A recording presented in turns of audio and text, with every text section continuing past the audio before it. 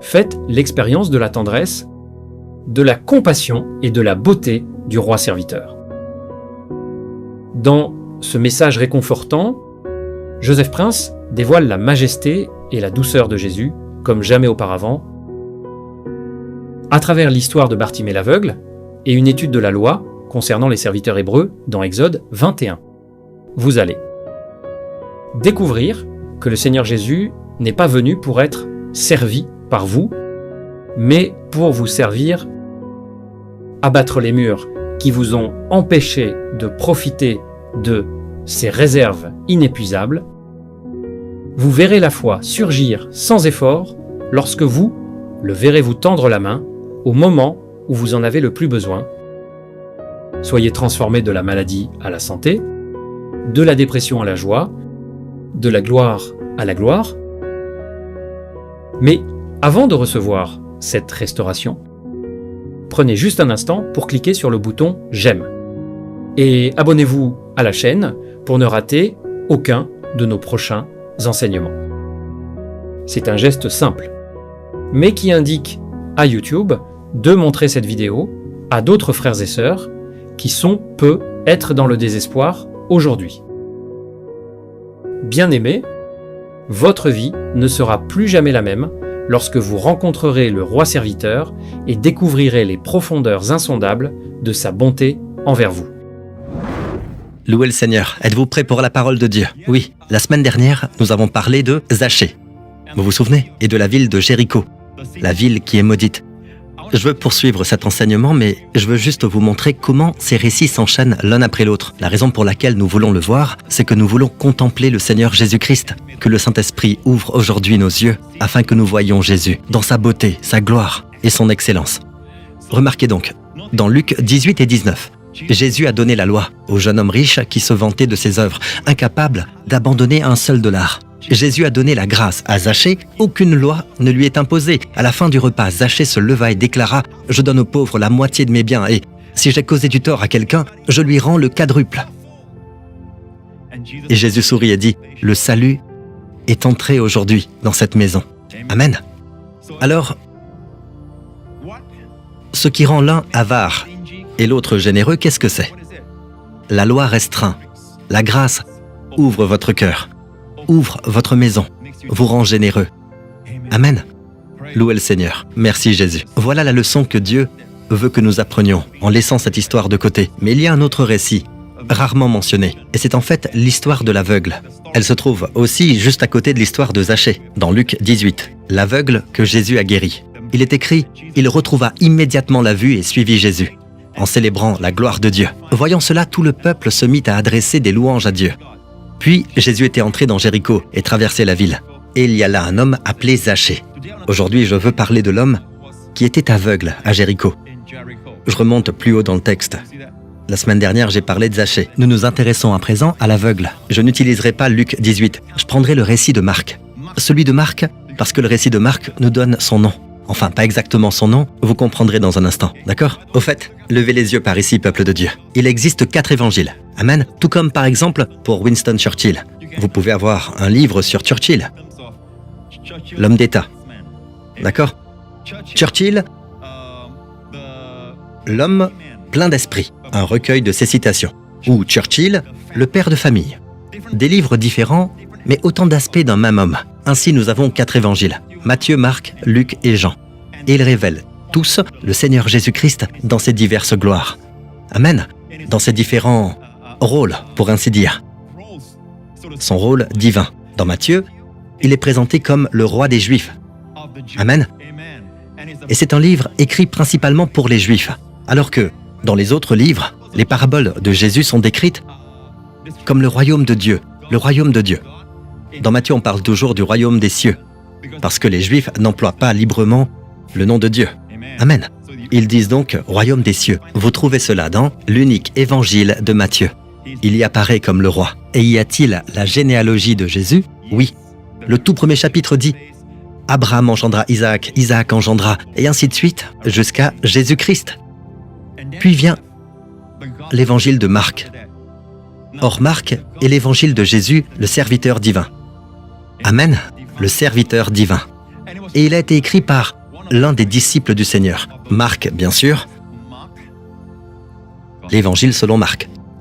Et Marc était connu pour avoir échoué lamentablement. Dans les Actes, il suivit l'apôtre Paul durant son voyage missionnaire et, à mi-chemin, il abandonna. Pris de nostalgie ou autre chose, il retourna chez lui et laissa l'apôtre Paul sans soutien, sans l'assister. Alors Paul, la fois suivante, dit « Je ne me servirai plus de lui ».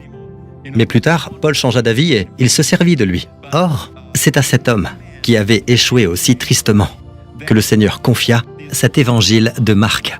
Amen. Ainsi, l'évangile de Marc est le récit d'un serviteur qui a échoué, écrivant au sujet d'un serviteur divin qui, lui, n'a jamais échoué. Et dans l'évangile de Marc, il n'y a pas de généalogie, car on ne demande pas à un serviteur son pédigré. Puis nous arrivons à l'évangile de Luc. L'évangile de Luc est en réalité écrit pour tous les hommes, car on y trouve l'expression « le Fils de l'homme ». Jésus y manifeste son humanité plus que dans tout autre évangile. Chaque évangile met en avant sa royauté, mais Luc met en avant son humanité. C'est pourquoi beaucoup des récits de Noël proviennent de Matthieu ou de Luc. Là où nous avons la généalogie. Amen. Et Luc était médecin, d'où des détails subtils. Luc remarque en voyant l'homme à la main paralysée que c'est sa main droite qui est atteinte. Or, la main droite est celle que vous utilisez pour votre travail. Amen. Seul un médecin peut relever ce détail. Mais toutes les paroles de l'Évangile sont inspirées de l'Esprit, insufflées par Dieu. Ensuite, nous avons l'Évangile de Jean. L'Évangile de Jean est celui qui exalte le plus Jésus, car il le présente comme Dieu, venu en chair humaine. Amen. Au commencement, la parole existait déjà. La parole était avec Dieu, et la parole était Dieu. Et la parole s'est faite homme. Elle a habité parmi nous, et nous avons contemplé sa gloire. Une gloire comme celle du Fils unique venu du Père. Alléluia. Ainsi, aucun pédigré, aucune généalogie. Cela commence par « Il était avec Dieu, et il est Dieu ». Amen. Nous consultons donc l'évangile de Marc pour examiner ce récit de ce mendiant aveugle sans nom, afin de voir Jésus. Et en voyant le Seigneur dans cette histoire, vous recevrez votre impartition du Seigneur, tandis que la parole est proclamée. Gloire à Dieu. Passons donc à Marc 10. En effet, le Fils de l'homme est venu non pour être servi, mais pour servir, et donner sa vie en rançon pour beaucoup. Ils arrivèrent à Jéricho. Lorsque Jésus sortit de la ville avec ses disciples et une assez grande foule, Bartimée, le fils aveugle de Timée, était assis en train de mendier au bord du chemin. On nous donne ici son nom, mais ce n'est pourtant pas vraiment son nom. Et je vais vous dire pourquoi. Commençons donc par le verset 45. Remarquez qu'il n'y a pas de hasard dans la Bible. Tout commence par le verset 45, le Fils de l'homme, Jésus, se décrivant lui-même. « Je ne suis pas venu pour être servi, je suis venu pour servir. Et pour donner ma vie en rançon pour beaucoup. » Combien d'entre vous croient que le Seigneur est toujours prêt, chaque jour, amen, à vous servir? Nous avons cette impression, une impression religieuse, que le Seigneur est là pour que nous le servions, que le Seigneur est là pour que nous lui versions quelque chose, qu'il est là pour que nous lui offrions quelque chose. Laissez-moi vous dire ceci, nous agissons comme si nous étions rassasiés, comme si nous étions riches, nous agissons comme si nous possédions tout. Non, mon ami, c'est lui qui possède tout, il est riche, il est celui qui est comblé, il est le parfait. Amen. Nous venons les mains vides et nous recevons de lui. Que pourrions-nous donner si nous n'avions d'abord reçu? Lorsqu'il vient à nous, il veut que nous adoptions cette attitude. Et quelle est cette attitude? Apprendre à recevoir comme un enfant. Il dit « Je ne suis pas venu pour être servi, mais pour servir. » Mais lui permettez-vous de vous servir? C'est ainsi que l'histoire commence. Puis il est écrit que Jésus et tout l'entourage qui le suivait. Une grande foule suivait Jésus parce qu'il se rendait à Jérusalem pour célébrer la Pâque. Ce sera la dernière semaine de Jésus, la semaine qui vient. Et il est en route vers la croix. Et la semaine suivante, il sera sur la croix. Imaginez, il est allé dans la ville maudite, la ville de Jéricho. Et avant cela, il dit « Je ne suis pas venu pour être servi, mais pour servir. » Réfléchissez-y. Si le Seigneur voulait être servi, savez-vous qu'il a des myriades d'anges, incomparables à nous? Savez-vous que les anges ne se fatiguent jamais à le servir? Leur voix ne devient pas rauque. Ils ne chantent pas « Alléluia ». Ils peuvent chanter « Alléluia » pour l'éternité. Amen. Je veux dire, ils sont plus grands, plus forts que Spider-Man, qu'Iron Man, ou n'importe quel héros que les comiques Marvel peuvent imaginer. Vous savez, il ne se fatigue pas. Si Dieu voulait seulement être servi, il aurait des myriades d'anges pour le servir. Mais le Seigneur a créé l'être humain en dernier. Il a créé tout ce qui est sur la terre et il a créé l'homme en dernier. Pourquoi? Dieu a créé l'homme pour qu'il reçoive tout ce qu'il a fait, tout ce qu'il a créé et pourvu. Ainsi l'homme devient le bénéficiaire. Et tout ce que Dieu veut de la part de l'homme, c'est qu'il lui soit reconnaissant. Amen. Qu'il l'adore et le loue. Donc il n'est pas venu pour être servi. Il est venu pour servir. Vous savez, après que Dieu a donné les 10 grands principes, les 10 commandements dans Exode 20, au cas où vous vous demanderiez où apparaissent les 10 commandements, ils apparaissent dans Exode 20. Laissez-moi vous montrer Exode 21. Ce sont ici les lois que tu leur proposeras. Si tu achètes un esclave hébreu, il te servira 6 ans. Et au 7e, il sortira pour être libre, sans rien payer. Pourquoi? Juste après Exode 20, où Dieu présente pour la première fois les 10 commandements au mont Sinaï, dans le chapitre suivant, Dieu dit à Moïse, « Moïse, inscris ces lois concernant un serviteur hébreu. » Pourquoi parler d'un serviteur hébreu? Parce que Dieu ne pense pas vraiment à acheter un serviteur hébreu en soi. Il pense à son Fils qui viendra comme serviteur pour nous. Laissez-moi vous expliquer cette loi, d'accord? Laissez-moi la décrire. Si tu achètes un serviteur hébreu, il ne te servira que 6 ans. La 7e année, tu devras le libérer. On appelle cela l'année de la libération. 7 x 7, c'est l'année du jubilé, libération totale de toutes les dettes et restauration des terres et de tout le reste. Ainsi, la 7e année, il doit être libre. Maintenant, s'il est arrivé au moment où tu l'achètes avec une femme, sa femme sortira aussi avec lui la 7e année. Si son maître lui a donné une femme, s'il est venu avec son corps seulement, que le maître lui ait donné une épouse qui lui ait enfanté des fils ou des filles, sa femme et ses enfants qu'il en aura seront à son maître. Mais la 7e année, il sortira avec son corps. Écoutez-moi bien. Toutefois, si le serviteur déclare, s'il dit ceci, « J'aime mon maître », de toute évidence, Dieu se voit lui-même comme le bon maître. Allons, d'accord? Cet homme aimait son maître. Vous entendez? Le cœur d'un serviteur. La plupart des serviteurs n'aiment pas leur maître, mais il dit « J'aime mon maître, ma femme et mes enfants. Je ne sortirai point pour être libre. » Alors son maître le fera venir devant les juges. Le mot juge dans le texte original ici, c'est Dieu, Elohim, et le fera approcher de la porte ou du poteau, et son maître lui percera l'oreille avec une alène, et il le servira à toujours. De quoi s'agit-il donc? Juste après les 10 commandements, Dieu parle de ce serviteur, parce que Jésus viendra comme serviteur. Maintenant, écoutez bien, il va venir pour nous servir. Il est venu plein de bénédictions, plein de grâce et de vérité. La guérison dans une main, la provision dans l'autre. Il est venu pour nous bénir. Il est venu comme un être humain, n'est-ce pas? Il est venu comme un homme. Amen. Cela signifie dans la position d'un serviteur. D'accord? Et il dit, j'aime mon père, j'aime mon épouse, l'Église. Nous tous, nous formons l'Église, nous composons l'Église. J'aime mes enfants, les fils de Dieu. Amen. Les enfants de Dieu. Je ne sortirai point pour être libre. Autrement dit, je crois que ça s'est probablement passé dans la conversation qu'il a eue au jardin de Gethsémanée alors qu'il priait et que le Père lui a dit « Veux-tu revenir? Si tu reviens, tu n'auras pas à mourir sur la croix. Et ce monde entier alors irait directement vers une éternité sans Christ, sans espoir. » Amen. Je crois donc qu'il a fait son choix. Je t'aime, Père, et j'aime l'Église qui doit venir. Amen. Et j'aime les enfants de Dieu. Non, je resterai. Je ne sortirai pas libre. Il a refusé de repartir. C'est ce que je crois qu'il voulait dire lorsqu'il déclara dans le jardin, toutefois que ce ne soit pas ma volonté qui se fasse, mais la tienne. Et la Bible dit qu'il le servira à jamais. Et ce signe unique, ce geste, c'est que le serviteur aura l'oreille percée, d'accord? Ainsi on saura qu'il est un serviteur volontaire. Pas un serviteur obligé, contraint, mais un serviteur volontaire.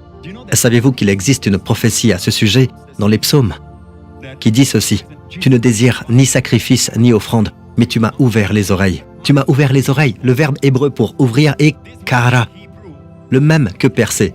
Mes oreilles, tu les as percées. Alors j'ai dit, me voici, je viens. Dans le rouleau du livre, il est écrit à mon sujet, dit Jésus. Et tout ce passage est repris dans l'Épître aux Hébreux, chapitre 10, au sujet de Jésus-Christ, notre Seigneur. Pasteur, oui? Bartimée, Oui, très bien, allons donc à Bartimée. Amen. Ils arrivèrent alors à Jéricho, ville placée sous la malédiction. Amen. Comment cette ville fut-elle maudite? Josué l'a maudite. Josué a dit qu'à partir de maintenant, après que vous savez, Josué et ses hommes ont encerclé la ville, une fois par jour, pendant 7 jours. Le 7e jour, ils ont tourné autour de Jéricho 7 fois, avec l'arche de l'Alliance, 7 fois. À la 7e fois, ils ont crié. Josué dit « Criez, car le Seigneur vous a donné la ville. » Ils ont crié d'une seule voix, et la ville s'est écroulée. J'y suis allé plusieurs fois, et les ruines de la ville sont toujours là. Et Josué a brûlé cette ville. Amen. Et la couche de cendres y est toujours. Ces cendres brûlées. Il a complètement brûlé la ville et il a dit que personne ne prenne l'or, l'argent, ni le butin de la ville. La ville est comme une dîme. Amen. C'est la première de toutes les villes que Dieu leur donnera. Dans les autres villes, ils pourront prendre le butin, mais pas dans la première ville. Akan l'a fait et il est mort. D'accord? Il était entièrement consacré à Dieu. Quiconque y toucherait serait sous la malédiction. Amen. Et Josué a dit cela. Il a prononcé une malédiction. Ce fut alors que Josué jura, maudit soit devant l'Éternel l'homme qui se lèvera pour reconstruire cette ville de Jéricho. Il en jettera les fondations au prix de son fils aîné et en posera les portes au prix de son plus jeune fils. Personne ne devrait jamais relever la ville de Jéricho. Elle est maudite. S'il le fait, son premier-né mourra lorsque les fondations seront posées. Et quand les portes seront posées, son plus jeune mourra. C'est exactement ce qui est arrivé plus tard, dans 1 roi. À son époque, un certain Hiel de Béthel reconstruisit Jéricho. Il en jeta les fondations au prix d'Abiram, son aîné. Et il en posa les portes au prix de Ségub, son plus jeune fils, conformément à la parole que l'Éternel avait dite par l'intermédiaire de Josué. Regardez ici. Voilà pourquoi je dis que c'est la ville de la malédiction. Cette terre entière est connue comme la ville de la malédiction. Dieu a envoyé son fils dans la ville de la malédiction. Imaginez, Jésus est allé dans cette ville de la malédiction et a sauvé Zachée. Aujourd'hui, nous allons voir qu'il va sauver un mendiant aveugle. D'accord? Voyons cela. Et il est dit, ils arrivèrent à Jéricho, lorsque Jésus sortit de la ville avec ses disciples et une assez grande foule. Une grande foule suivait Jésus. Le fils aveugle de Timée était assis en train de mendier au bord du chemin. Or, Bartimée n'est pas un véritable nom. Bartimée signifie fils de Timée. Bar en araméen, en fait, en hébreu c'est Ben. En araméen, l'araméen et l'hébreu sont les langues que Jésus parlait à cette époque. L'araméen et l'hébreu, c'est comme le Hokkien et le Teochew. Très proches. Amen. Vous dites Boti, Bota. Amen. N'est-ce pas, ce genre de choses? Ma femme est cantonaise. Et quand j'ai parlé à ses parents la première fois, quand je sortais avec elle, j'ai dit... Donc, même l'accent, n'est-ce pas? Ça fait une différence. Ça fait une différence. Ainsi, l'hébreu ressemble beaucoup... Enfin, bref. Bar signifie fils, fils de Timée. Timée sonne pareil en français qu'en hébreu, fils de Timée. Et Timée est très souvent utilisé dans le livre du Lévitique pour désigner l'impur. Donc il n'a pas de nom. Bartimée n'est pas un nom. C'est fils de Timée, fils de Timée, fils de l'impur. Bon, notez que c'est l'opinion du pasteur Prince. C'est mon opinion personnelle, je ne dis pas que c'est la Bible. Je dis juste que c'est mon opinion. Je pense que son père, Timée, a dû faire quelque chose de grave, de mauvais. Toute la ville est au courant, d'accord? Probablement qu'il est celui qui a rebâti Jéricho à cette époque. C'est mon opinion, d'accord? Je le pense simplement. Et on l'appelle le fils de l'impur, le fils de l'impur. C'est ainsi qu'il est connu. Il est un homme aveugle et pauvre. Mendiant signifie homme pauvre. Et c'est ainsi. C'est ce qu'est le monde. C'est ce que nous sommes tous. Nous sommes tombés loin de Dieu. Dieu nous a donné le choix, mes amis. Dieu nous a donné un libre arbitre. Vous dites, pourquoi Dieu n'a-t-il pas simplement empêché Adam de prendre ce fruit au tout début? Dieu est tout puissant, n'est-ce pas? Oui, s'il voulait des robots, il l'aurait fait. Si Dieu est tout puissant et qu'il utilise sa puissance quand Adam s'apprêtait à prendre le fruit et que la main d'Adam se met soudain à trembler et que Dieu fait que sa main avec une grande vélocité vienne s'abattre sur son visage, 2 bonnes claques, Dieu peut faire ça. Mais Dieu serait-il juste s'il créait un être sans libre arbitre? Non, Dieu ne voulait pas de robot.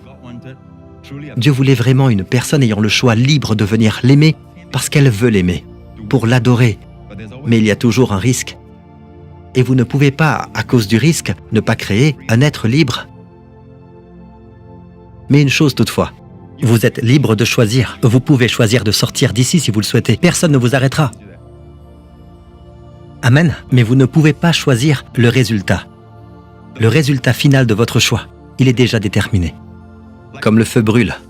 Vous pouvez choisir de mettre votre doigt dans le feu, mais vous ne pouvez pas dire « je choisis de ne pas brûler ». Non, vous pouvez choisir d'y mettre votre doigt, mais vous ne pouvez pas choisir de ne pas brûler. Le fait de brûler a été décidé avant la fondation du monde. D'accord? Êtes-vous avec moi? En effet, le salaire du péché, c'est la mort. Mais le don gratuit de Dieu, c'est la vie éternelle en Jésus-Christ, notre Seigneur. Car il n'y a sous le ciel aucun autre nom qui ait été donné parmi les hommes par lequel nous devions être sauvés. Jésus lui dit, c'est moi qui suis le chemin, la vérité et la vie. On ne vient au Père qu'en passant par moi. Amen. Alors, soudain ce mendiant aveugle, son nom. Amen. Il entendit ce tumulte. Jésus sortit avec une grande foule. Bartimée, le fils aveugle de Timée, était en train de mendier au bord du chemin. Il entendit que c'était Jésus de Nazareth. Le récit de Luc précise qu'il demanda aux gens « Que se passe-t-il » Il perçut la cacophonie de la foule qui passait, tous les bruits mêlés, et il comprit que quelque chose arrivait. La foule surgissait soudain. « Que se passe-t-il » On lui répondit « C'est Jésus de Nazareth qui passe ». On employait alors le titre « Jésus de Nazareth ». Aujourd'hui, c'est un titre honorable, « Jésus de Nazareth ». Mais lorsqu'on le crucifia, on inscrivit au-dessus de sa tête « Jésus de Nazareth ». C'était en fait un terme péjoratif. Ainsi comme Nathanaël, dans Jean 1, lorsqu'il entendit que Jésus venait de Nazareth, il dit « Peut-il sortir quelque chose de bon de Nazareth ?» Regardez la carte de Nazareth. Nazareth se trouve en plein centre d'Israël, là où les voyageurs d'Égypte, à l'époque, les 3 continents, croisaient leur route et traversaient Nazareth. Nazareth devint donc une ville connue pour, vous savez, les mauvaises raisons. Une ville réputée pour le péché. Et là où le péché abonde, Dieu a fait naître son Fils. La grâce surabonde. Amen. Chaque caravane faisait halte à Nazareth. Du nord au sud, du sud au nord, l'Égypte vers la Syrie vers l'Égypte, et aussi vers l'est, vers la Jordanie. Ainsi, son nom est devenu Jésus de Nazareth. Mais au départ, c'était un terme de mépris. N'est-ce pas? Plus tard, grâce à Jésus, à ce qu'il est, à ce qu'il a fait, c'est devenu un nom plein de parfum. Amen. Il entendit donc les gens dire « Jésus de Nazareth passe ». Alors il se mit à crier. Il commença à crier « Jésus, fils de David, aie pitié de moi ». Remarquez qu'il n'a pas crié « Jésus de Nazareth ». Quelque chose s'est passé. En hébreu, Yeshua bar David, Haneni. Haneni signifie « fais-moi grâce ». Hanan, si votre nom est Jean, c'est Yo, Yahvé, Hanan, ce qui veut dire « Dieu fait grâce ». Hanan ici, c'est le même mot. Haneni, aie pitié de moi, accorde-moi ta grâce. Yeshua bar David, Haneni, aie pitié de moi. Il n'a pas dit « Jésus de Nazareth, quelle merveille !» Les gens disaient « Jésus de Nazareth passe », mais cet aveugle a vu plus loin que tous réunis. Et comme l'évangile de Marc est le premier des 4, c'est la toute première fois qu'un homme appelle Jésus bar David. Plus tard, au chapitre suivant, quand Jésus entrera dans sa dernière semaine à Jérusalem, monté sur un âne, il est juste et victorieux, il est humble et monté sur un âne. Et le peuple cria « Hosanna au fils de David ». Ils ont appris cela de l'aveugle. Fils de David signifie le roi, car David est le roi choisi par Dieu. Fils de David, Jésus a une double légitimité sur le trône. La lignée de David mène jusqu'à Jésus-Christ. Ainsi, humainement, son grand ancêtre est David. Et de plus, il naquit roi. Beaucoup diront, il est né pour être roi. Non, la Bible ne dit pas cela. Elle ne dit pas qu'il est né pour devenir héritier, non. Dès sa naissance, il est né roi. Les mages l'avaient compris lorsqu'ils demandèrent « Où est le roi des Juifs qui vient de naître ?» Bientôt nous célébrerons Noël. Il est né roi. Et que fait ce roi avec toute sa puissance? Il va purifier le lépreux, ouvrir les yeux des aveugles, multiplier le peu pour bénir beaucoup. Il parcourt les lieux en bénissant. Quel roi! Y a-t-il jamais eu un roi semblable? Alors, fils de David, Jésus ait pitié de moi. Ensuite, beaucoup le reprenaient pour le faire taire. La foule est toujours ainsi. Un jour, elle crie « Hosanna au fils de David !» La semaine suivante, crucifiez-le. C'est pourquoi notre confiance doit être totalement dans le Seigneur. Ne devenez pas amer envers les gens. Ayez dans un sens confiance en eux. Amen. Mais ne placez pas votre ultime confiance en eux. Les hommes faillissent. Les meilleurs d'entre eux échouent. Amen. Un seul n'échoue jamais. Amen. Les gens disent « Silence ! Silence !» Mais lui cria encore davantage « Fils de David ! Hanéni !» Les gens disaient « Tais-toi !» Il cria. N'est-ce pas étrange? Les gens le définissaient par son père. Ce n'est pas votre passé, ce n'est ni qui vous êtes, ni ce que les autres disent de vous ou de votre origine. C'est ce que vous déclarez de Jésus qui change tout. Il dit « Jésus, tu es le roi ». Mais quel roi? Un roi serviteur. Amen. Ainsi, c'était un homme qui criait « Jésus, aie pitié de moi !» Et il disait « Tais-toi !» Il criait encore plus fort « Jésus !» La dernière fois que j'ai lu au sujet de quelqu'un d'autre qui a crié à Jéricho, c'était Josué. Et les vaillants héros qui ont tourné autour du mur de Jéricho. Le 7e jour, la 7e fois, Josué dit « Criez, car l'Éternel vous a donné la ville !» Ils crièrent tous, et les murs de Jéricho tombèrent. Cette fois, qui a crié? Un mendiant. Et que s'est-il passé? Les murs de sa cécité se sont écroulés. Les deux scènes se passent à Jéricho. Au fait, dans l'histoire militaire moderne, on ne trouve aucun cas où qu'on cherche d'une cité conquise en 7 jours, devenue leur bien. Nous connaissons Josué et le mur de Jéricho. 6 jours, puis le 7e, Jéricho était à eux. Mais Dieu a fait quelque chose de semblable à l'époque moderne, à Jérusalem. Pendant 2000 ans, Jérusalem, depuis qu'ils ont rejeté Jésus-Christ, d'accord? Les Romains sont venus, ont détruit le temple et depuis, les Juifs furent dispersés dans le monde entier pendant 2000 ans. Or, Jésus avait prophétisé que Jérusalem reviendrait aux mains des Juifs. Et en 1967, lors de la guerre de 6 jours, le 7e jour, Jérusalem, après 2000 ans, fut rendue aux Juifs. Dieu fait un parallèle entre ces deux événements. Amen. Vous voyez donc encore un parallèle. Josué cria à ses hommes, et voici qu'un mendiant crie. Les murs de Jéricho sont tombés, un mur plus grand dans la vie de cet homme s'est effondré, sa cécité tomba. Amen. Et lorsqu'il cria, la Bible dit que Jésus s'arrêta net. Encore une fois, l'histoire de Jéricho, l'histoire de Josué plutôt. Jésus s'arrêta. Il fut un temps où Josué combattait les Amoréens. Lui et ses hommes se battaient, pas très loin de Jéricho. Après Jéricho, ils étaient à Gilgal et ils montèrent. Et lorsqu'ils entendirent que les Gabaonites leur demandaient de l'aide, ils vinrent. Vous savez, ce fut une marche forcée toute la nuit pour affronter les Amoréens. Et ils combattaient, et ils avaient le dessus, ils gagnaient contre les Amoréens, mais le soleil descendait. Beaucoup d'entre vous êtes allés dans la vallée d'Ajalon. En fait, vous y êtes la plupart du temps. Les bons jours, vous pouvez voir le soleil se coucher d'un côté et la lune se lever de l'autre. Et je vais vous montrer une image de la vallée d'Ajalon. Voici la vallée, et c'est là que la bataille eut lieu. Vous pouvez voir le soleil se coucher le soir et la lune se lever de l'autre côté. Josué se rendit compte qu'ils perdaient leur élan. Pourtant, ils étaient victorieux. Et les ennemis battaient en retraite. Mais si la nuit tombait, les ennemis pourraient reprendre de l'élan. D'accord? Ils pourraient reprendre l'avantage en se reposant. Alors, Josué parla à l'Éternel, et il dit devant Israël, « Soleil, arrête-toi sur Gabaon, et toi, lune, sur la vallée d'Ajalon. » Beaucoup d'entre vous êtes allés en Israël. Vous avez traversé cette vallée. De l'aéroport à Jérusalem, vous devez passer par cette vallée. Et vous pouvez parfois voir le soleil se coucher au moment précis où la lune s'élève. Josué dit « Soleil, arrête-toi, lune, reste là ». Et vous savez que le soleil exerce une attraction gravitationnelle sur toutes les planètes, pas seulement sur la Terre. Et si cette attraction s'arrêtait, la Terre cesserait de tourner. Alors la Bible dit plus loin, il n'y a pas eu de jour comme celui-là, ni avant ni après, où l'Éternel ait écouté la voix d'un homme. Car l'Éternel combattait pour Israël, et ainsi le soleil ne se coucha pas. Ce fut une journée prolongée. Dans l'histoire chinoise, on a consigné un jour qui dura exceptionnellement longtemps. Et c'était à l'époque de Josué, des murailles de Jéricho. Amen. Soleil, arrête-toi! Et ici, qui crie? Là-bas, c'était le chef de l'armée de l'Éternel qui criait.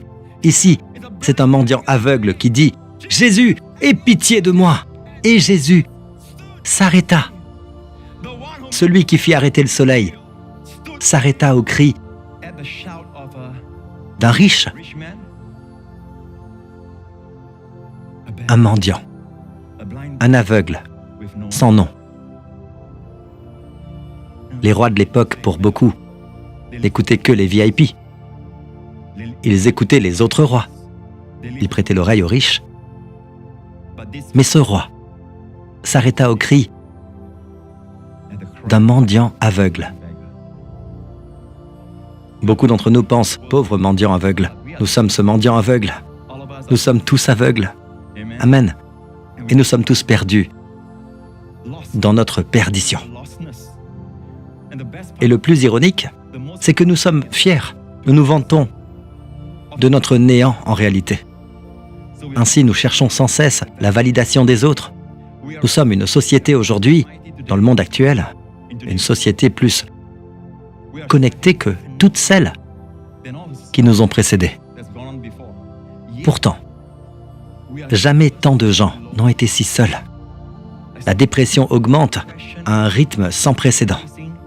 Des personnes se suicident comme jamais auparavant. Les chiffres grimpent. Et pourtant, nous sommes censés être si connectés. Nous sommes censés avoir plus d'amis sur Facebook et pourtant, jamais nous n'avons été si seuls. La réponse ne réside pas dans le nombre de likes que vous recevez. Elle se trouve dans ce que vous voyez de Jésus, dans ce que vous voyez de lui. Amen. Alléluia.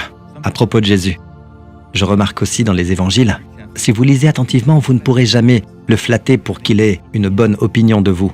Pas plus que vous ne pourrez le critiquer ou le mépriser pour qu'il ait de mauvaises pensées à votre égard. C'est quelque chose que j'ai constaté chez Jésus. Beaucoup d'entre nous, vous savez, jugeons les autres et les situations selon la manière dont les gens nous traitent. S'ils nous flattent, nous avons une bonne opinion d'eux. S'ils écrivent du mal sur nous ou disent du mal de nous, nous nourrissons des pensées dures contre eux. Cela montre que nous manquons d'objectivité, mais le Seigneur, souvent, quand on essaie de le flatter, il va droit au but. Amen. Le contempler, c'est devenir comme lui. Il est tout à fait aimable. Puis-je entendre un bon amen? Jésus s'arrêta et dit « Appelez-le ». Ils appelèrent l'aveugle en lui disant « Les mêmes qui tout à l'heure lui disaient de se taire ». Maintenant ils disent « Prends courage, lève-toi, il t'appelle ». L'aveugle jeta son manteau et, j'aime ce passage, jeta son manteau. Nous sommes tous emplis de justice personnelle. Nous nous couvrons, vous savez, de feuilles de figuier, mais pas de sang, n'est-ce pas? Et nous pensons être bien protégés. Mais une simple vinaigrette ne peut pas couvrir vos péchés. Dieu fut le premier à sacrifier des animaux et à vêtir Adam et Ève. Lorsque vous vous habillez vous-même, vous ressentez toujours que ce n'est pas achevé, c'est une œuvre imparfaite. Mais quand Dieu vous revêt, frères, sœurs, vous êtes réellement couverts. C'est l'image de son Fils qui viendra mourir. Et avec le sang. Vous savez, la peau des animaux est tout imprégnée de sang. S'il n'y a pas de sang versé, il n'y a pas de pardon. Et Jésus a versé son sang. Amen. Loué Dieu. Et lorsqu'il rejette son manteau, que signifie cela? Je ne reviens pas par le même chemin que celui d'où je suis venu. Je me défais de ce vêtement. Ce vêtement était en réalité son assurance. À l'époque, on remettait aux mendiants authentiques, aux vrais aveugles. S'ils étaient vraiment privés de vue et mendiaient, on leur donnait un manteau de reconnaissance. Ainsi, les gens savaient qu'ils étaient des mendiants légitimes et non des imposteurs. De tout cœur, il vint à Jésus. Regardez ce roi.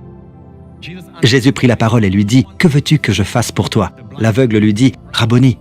La plus haute marque de respect, c'est Rabboni. Ce n'est pas Rabbi, mais Rabboni, maître suprême, Seigneur. Mon maître, lui répondit l'aveugle, que je retrouve la vue. J'aime cela. Ce roi, voyez-le. Quand on se présente devant un roi, on vient pour obéir au roi. On vient pour servir le roi.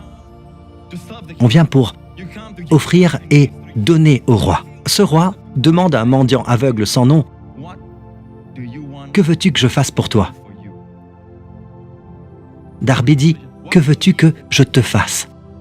Autrement dit, je suis à ta disposition. Commande-moi. Y a-t-il jamais eu un tel roi? Il est le même hier, aujourd'hui et éternellement. Et l'aveugle lui dit « Rabboni, que je recouvre la vue. » Et Jésus lui dit « Va, ta foi t'a guéri. » J'aime cela. Le Seigneur Lorsqu'il guérit quelqu'un, ne dit jamais « Maintenant, tu es obligé de me suivre ». Il dit toujours « Va ». Au démoniaque de Gadara, délivré de tous ses démons, il a dit « Va dans ta maison, vers les tiens ». La fille de Jairus, il l'a rendue à sa famille. Au jeune homme de Naïn, ressuscité, Jésus l'a rendu à sa mère. Il dira « Rentre ». Il dira « Suis ton chemin ». Il n'oblige jamais celui qu'il guérit. C'est la grâce.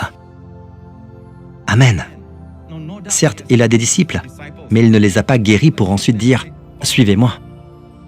Il ne les contraint pas.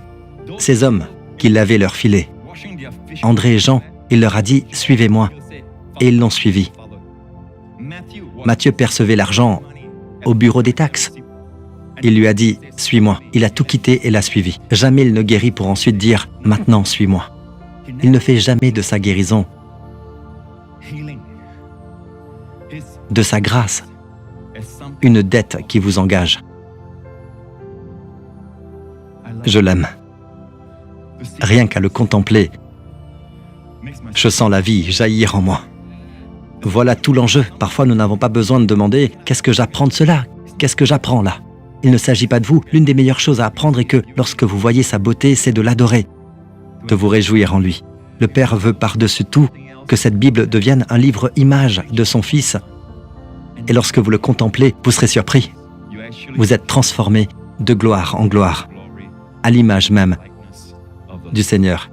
Alléluia. Remarquez ce qu'il a dit à l'aveugle. « Va ». Mais la Bible dit « Et aussitôt il recouvra la vue, et il le suivit dans le chemin. » Aussitôt l'aveugle voit comme avant et il se met à suivre Jésus sur le chemin. Autrement dit, Jésus dit « Va ». Et l'homme répond « Oui, mon chemin, c'est ton chemin. » Alléluia. Quel sauveur! Quel Dieu! Alléluia! Et Dieu guérit des gens en ce moment même, au nom de Jésus. Merci Seigneur. Merci Seigneur. Louez le Seigneur. Merci Seigneur Jésus. Si vous souffrez d'une articulation, je vous invite à vous lever maintenant au nom de Jésus. Amen. Quelqu'un ici a un problème à l'épaule droite. Levez-vous tout de suite. Problème articulaire, au coude. Commencez à bouger cette zone. Bougez-la maintenant au nom de Jésus. Louez le Seigneur. Partout dans ce lieu. Merci Seigneur. Également un problème cervical. En fait, quelqu'un ici ne pouvait pas tourner la tête complètement. Maintenant, vous le pouvez. Tournez-vous, tournez-vous. Voyez ce que le Seigneur a fait. Merci Jésus. Amen. Merci Jésus, merci. Les maux de tête sont partis pendant que la parole était prêchée. Si c'est votre cas, levez-vous, d'accord? Levez-vous maintenant, là où vous êtes. Si le mal de tête vous a quitté, amen. Certains d'entre vous souffrez de ce problème depuis longtemps. Vous qui êtes debout, amen. Si vous savez que c'est parti, faites un grand signe de reconnaissance. Toutes sortes de guérisons ont lieu. Il y a aussi quelqu'un ici, un proche, qui rejette beaucoup depuis quelques jours. D'accord? Vous, peut-être votre... Je pense votre enfant, un enfant, pas tout jeune mais plus grand. Vous rentrerez et vous le retrouverez rétabli. Amen. Écrivez-nous et dites-nous ce qui s'est passé, d'accord? Quels que soient les témoignages. Amen. Si vous ne savez pas tout de suite que vous êtes guéri, mais que vous le découvrez plus tard, écrivez à l'église et dites-nous ce qui s'est passé. À Jésus la louange. Nous arrivons à la fin. Donnez-lui toute la louange, la gloire et l'honneur. Amen. Merci Jésus. Combien parmi vous savent que Jésus est vivant aujourd'hui? Et celui qui a guéri Bartimée va vous guérir. Amen.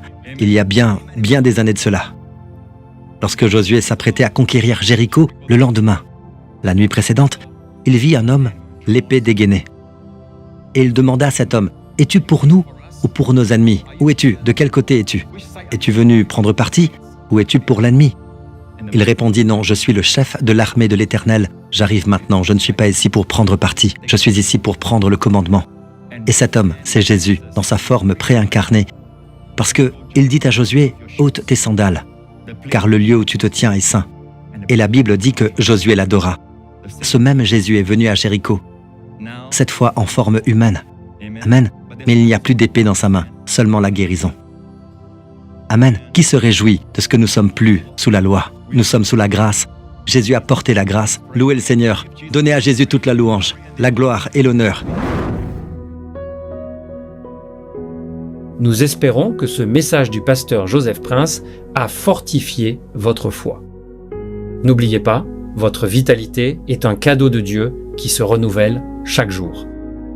Si ce message a touché votre cœur et que vous désirez donner un sens nouveau à votre vie, nous aimerions vous offrir une opportunité précieuse. celle de faire de Jésus le Seigneur de votre vie. Voulez-vous prier avec moi? Dites simplement ces mots. Seigneur Jésus, je reconnais mes péchés et je m'en repens. Je t'invite à venir dans mon cœur. Je fais de toi mon Seigneur et mon Sauveur personnel. Et je te remercie, Seigneur, pour le don du Saint-Esprit qui vient habiter en moi. Au nom de Jésus, Amen. Si cette prière est sincère, nous croyons que vous êtes né de nouveau. La Bible dit que c'est en croyant de tout son cœur qu'on est sauvé. Nous vous encourageons maintenant à trouver une bonne église locale, à passer par les eaux du baptême et à donner à Dieu la première place dans chaque aspect de votre vie. Nous espérons de tout cœur que ce message vous a encouragé. Si vous connaissez quelqu'un qui a besoin d'entendre cette parole, n'hésitez pas à partager cette vidéo. Ensemble, sur Maranatha, nous voulons édifier le corps de Christ et propager l'Évangile. Activez la cloche de notification pour ne rien manquer. Et un grand merci pour votre soutien. Votre abonnement nous aide à continuer. N'hésitez surtout pas à laisser vos requêtes de prière dans les commentaires. Sachez que nous nous engageons à prier pour vous. Nous invitons toute la communauté Maranatha à se joindre à nous pour soutenir chaque demande. Tenez-vous ferme dans la foi. Que la grâce et la paix de notre Seigneur Jésus-Christ soient avec vous tous. Soyez bénis merveilleusement.